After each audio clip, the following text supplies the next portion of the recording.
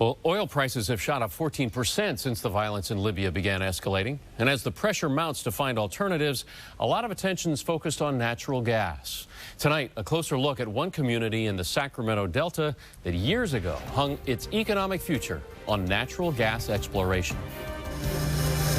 Suddenly, natural gas is a hot topic. Now, in terms of new sources of energy, we have a few different options. The first is natural gas. North America's natural gas producers are presented as a cleaner alternative to coal by a diverse coalition that includes Big Oil and the Sierra Club. All this attention to natural gas is great for Kevin Graham, who runs a big drilling outfit in Rio Vista. You know, gas has been very important to us, the community.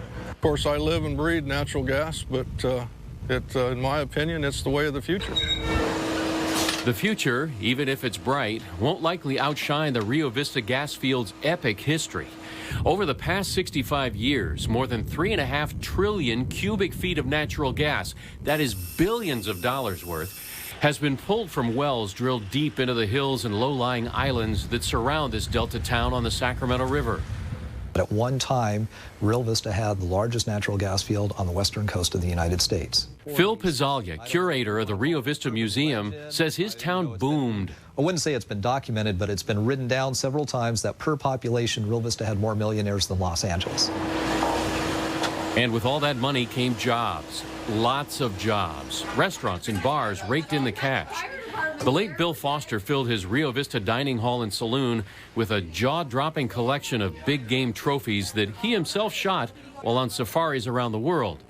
But locals didn't like thinking about the elephant in the room, how gas fields would eventually give out. This is just where the gas comes in. Carla Graham leases equipment to the gas field operators. She says business has been sliding for 20 years. It's probably maybe a tenth of what it was. It's been that much of a decline. This year, a company called Vintage Production, owned by Occidental Petroleum, took over the Rio Vista field. Vintage won't say yet whether it plans to increase production, but Richard Amy, on whose land the very first gas well was drilled, offered his advice. The best place to drill for gas is in a gas field. Come on. The Rio Vista City Hall was built when the gas royalty checks had a lot more zeros on them. Mayor Jan Vick says those days may never come back. It would be wonderful if they decided to drill and we got a whole bunch more royalties. But I think the city's learned that that's something that really fluctuates and we can't consider it a major part of our income.